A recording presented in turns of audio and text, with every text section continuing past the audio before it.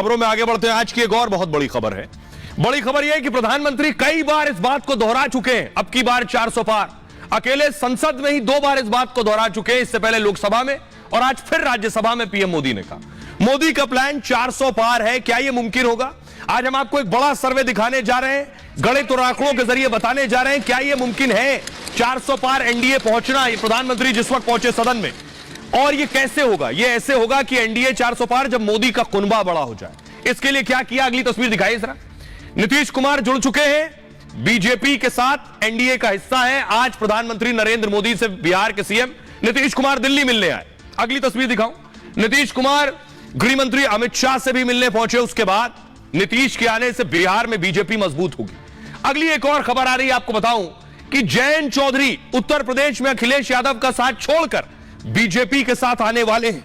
तो मोदी जिस तरह से एनडीए को आगे बढ़ा रहे हैं या एनडीए बढ़ रहा है, क्या वाकई में एनडीए 400 पार जाएगी? ये रिपोर्ट देखिए। आइए अब सीधे सरल शब्दों में आपको बताने जा रहे हैं कि 400 पार क्या एनडीए जा पाएगी? संभव है सिर्फ कह देने से 400 पार, या जमीन पर भी 400 पार हो सकता है? आइए, कहां से होगा 400 पार? क्योंकि बीजेपी के पास हिंदी बेल्ट में अगर आप देखेंगे तो राज्यों में लगभग पूरी की पूरी सीटें हैं। जैसे अब मैं शुरू करने जा रहा हूं, मोदी कैसे 400 पार करेंगे? एनडीए को 2019 में मिली थी 334 सीटें, 334 सीट्स। अब 400 पार जाना है तो हम इसमें प्लस करेंगे, क्योंकि ज्यादातर राज्यों से पूरी पूरी सीटें थी नॉर्थ रीजन में, और साउथ में कितनी बढ़ेंगी या ऊपर पश्चिम में कितनी बढ़ सकती है, नॉर्थ ईस्ट में कितनी बढ़ सकती है, ये बढ़ने के हिसाब से हम देखेंगे 24 में क्या होगा, 334 से ऊपर कैसे जाएगा। यूपी में 2019 में थी 64 सीटें। राम मंदिर बनने के बाद मान लीजिए यूपी में 10 सीटें और बढ़ जाती हैं, 64 से 74 हो जाती हैं। तो एनडीए में 2024 में अगर 74 सीटें हो गई तो क्या होगा? इसे आगे प्ले कीजिए प्लीज।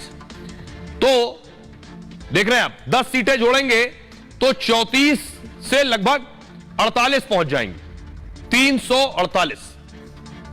और उसके बाद देखिए पश्चिम बंगाल में आप 4 सीटें जोड़ेंगे, 4 सीटें जोड़ेंगे तो 348 हो जाएंगे 4 जोड़ने के बाद, क्योंकि 334 में यूपी की 10 जोड़ी तो 344 हुई। पश्चिम बंगाल की 4 जोड़ेंगे, अभी 18 है, तो 348 हो जाएगी।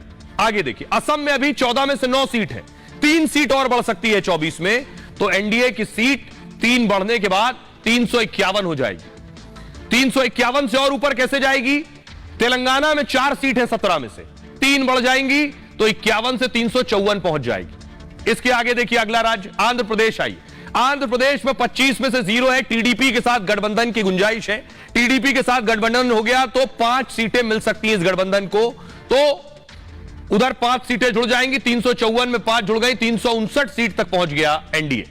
पंजाब में 13 सीट में से 2 सीट है बीजेपी के पास, ये 2 और खींचतान के 4 तक पहुंच सकती है, तो 59 में 4 जोड़ा 359 में, तो 363 पहुंच गई एनडीए।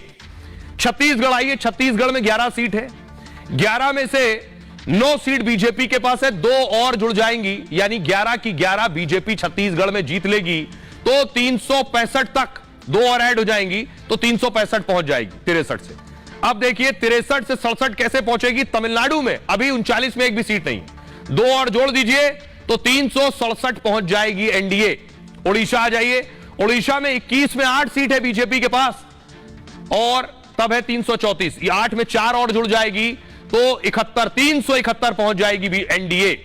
एक और राज्य है गोवा, गोवा में 2 में से 1 सीट है, एक और मिल सकती है बीजेपी को, दोनों सीटें गोवा की जीत लेगी तो एनडीए 372 तक पहुंच रही है। केरल में 17 में एक भी सीट नहीं है, माना जा रहा है केरल में बीजेपी खाता खोल सकती है। प्रधानमंत्री मोदी वहां बहुत मेहनत कर रहे हैं, 1 सीट बीजेपी को मिलेगी तो 373 से एनडीए 372 से 73 तक पहुंच जाएगी।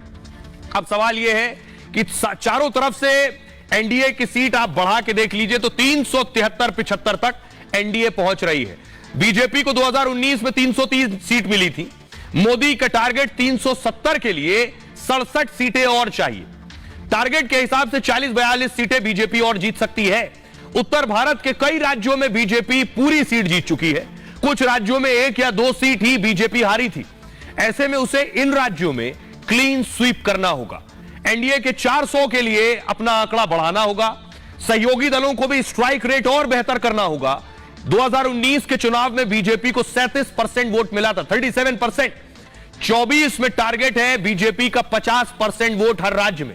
अगर बीजेपी 47% वोट हासिल करती है, यानी पिछली बार 37, इस बार 10% बढ़ाकर, तो 370 सीट पहुंच सकती है। इसके साथ ही एनडीए 400 के आसपास पहुंच सकती है। इसके लिए उत्तर भारत की अपनी सीटें बरकरार रखनी होंगी, साथ ही दक्षिण भारत में अपनी सीटें बढ़ानी होंगी, तब जाकर 400 के आसपास बीजेपी पहुंच सकती है। लेकिन देश के लोग क्या कह रहे हैं, देश का मूड क्या है? पीएम मोदी कह रहे हैं एनडीए 400 पार, वो तो यह भी कह रहे हैं कि खड़गे खुद कह चुके हैं कि एनडीए 400 पार। देश के लोग कितनी सीटें दे रहे हैं 2024 में, वो सुनिए। मोदी की गारंटी का मतलब ही हुआ कि उन्होंने 400 पार बोला है, तो 100% वो होगा ही होगा। एकदम साफ सुथरी दिखाई देती है कि कहीं से कोई बदलाव नहीं है, 400 से ऊपर ही जाना है हम लोग को, कहीं से कम नहीं रहेंगे। एकदम हमारी युवा पीढ़ी इस बार मोदी जी को 400 पार आराम से ले जाएगी। सबसे प्रधानमंत्री है, वो अपने बातों को जो कर रहे हैं वो उससे ज्यादा होगा, इसलिए वो कम बोलते होंगे। हमें लगता है कि 440 सीट के करीब एनडीए आएगी। मोदी जी ने जो कहा है, वो चूंकि जो विकासशील हमारा देश था अब विकसित की ओर बढ़ रहा है, तो उस बातों को उन्होंने बड़े गंभीरता से रखा है और बिल्कुल 400 पार होंगे हम। मोदी जी जरूर 400 सीटें पार करेंगे। उन्होंने इतना अच्छा विकास कार्य किया है, राम मंदिर पे किया है, और भी बहुत अच्छा बजट लाए हैं। मोदी जी जरूर 400 सीटें पार करेंगे। सारे राम मंदिर से लेके सब चीजें कर दी हैं, इसलिए इस बार जो है 400 पार है। 400 के पार तो मुश्किल है, मगर जितना था उतना मेंटेन कर लेंगे, वही बहुत है और मेंटेन हो जाएगा। इकोनॉमी भी चल रही है, सही है, और यूपी में भी काम अच्छा हुआ है, राम मंदिर का काम हो गया है, चल रहा है। पक्ष की कमजोरी को देखते हुए मोदी जी इसी बात को पकड़े हुए हैं और ये आराम से पार करके ले जाएंगे। मोदी जी के नेतृत्व में एक नए भारत की शुरुआत हो रही है, तो इसके तहत बस 400 पार होगी और भारतीय जनता पार्टी बस सरकार प्रचंड बहुमत से आएगी। वो 400 पार कर जाएंगे। उनके विकास कार्यों को देखते हुए जनता बड़ी खुश है और उनके 400 प्लस होना आवश्यक है। हमारी रेपुटेशन विदेशों में भी अच्छी बन गई है और उन्होंने सबके लिए सब कार्य किया है, मुसलमानों तक का ध्यान रखा है। लोग उनको पार्टी के नाम से बदनाम करते थे, लेकिन उन्होंने सबका ख्याल रखा है, इसलिए हमें लगता है कि उनको 400 सीट पार हो जाएंगी। यहाँ पे हमारा एक सेंटीमेंट, अगर मैं कहता हूँ कि धर्म की आस्था में, तो वहाँ राम मंदिर बना। इकोनॉमिकल कंडीशन की बात हो, हर एक में ग्रोथ आई और ये लोगों को नजर आ रहा है। होना ही होना, 400 पार होना ही होना है, ये निश्चित है, कहीं भी लिखवा लीजिए। अब सवाल यह है कि कैसे पहुंचेंगे 400 तक, तो उसके लिए क्या हो रहा है? पिछले कई दिन से खबर आ रही है कि बीजेपी यूपी में भी काम कर रही है तेजी से, और काम यह कि जयंत चौधरी भी बीजेपी में आ सकते हैं। कुछ बातचीत चल रही है और यही वजह है कि जयंत चौधरी आ सकते हैं। अगली तस्वीर में आपको दिखाऊं क्या हो रहा है। आज डिप्टी सीएम केशव प्रसाद मौर्य ने लगभग 350 उत्तर प्रदेश के नेताओं को बीजेपी ज्वाइन करवाई है। तो मोदी की शरण में जयंत चौधरी आएंगे तो पश्चिमी उत्तर प्रदेश, जिसे वेस्टर्न यूपी कहते हैं, जिसे गन्ना बेल्ट कहते हैं, वो बीजेपी का और मजबूत हो जाएगा।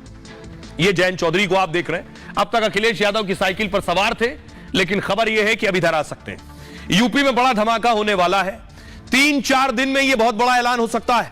जयंत चौधरी मोदी का हाथ थाम सकते हैं। राष्ट्रीय लोकदल से ऐसे संकेत मिल रहे हैं। हालांकि पार्टी ने इस पर अभी कुछ नहीं कहा है। पार्टी नेताओं को इस पर चुप रहने को कहा गया है। समाजवादी पार्टी नेताओं के बयान भी ऐसे संकेत दे रहे हैं। बीजेपी भी इस पर फिलहाल फूंक फूंक कर कदम रख रही है। खबर है कि एनडीए के साथ चुनाव लड़ेगी राष्ट्रीय लोकदल आरएलडी। बीजेपी ने आरएलडी को 3 सीटों का ऑफर दिया है। जयंत को राज्यसभा भेजने का ऑफर भी दिया, राज्यसभा सीट का ऑफर मिला है। जयंत इसके लिए तैयार भी हो गए, खबर है। लेकिन आरएलडी 1 सीट और चाहती है, वो 3 नहीं 4 सीट चाहती है लोकसभा की। आरएलडी बागपत, मथुरा और कैराना चाहती है। पार्टी मुजफ्फरनगर की सीट भी चाहती है। खबर है कि बात फाइनल है, ऐलान होना बस बाकी है। इसलिए आरएलडी ने अपने सारे बड़े कार्यक्रम रद्द कर दिए हैं। जयंत चौधरी अखिलेश यादव से नाराज बताए जा रहे हैं। अखिलेश ने आरएलडी को 7 सीट देने की घोषणा की थी।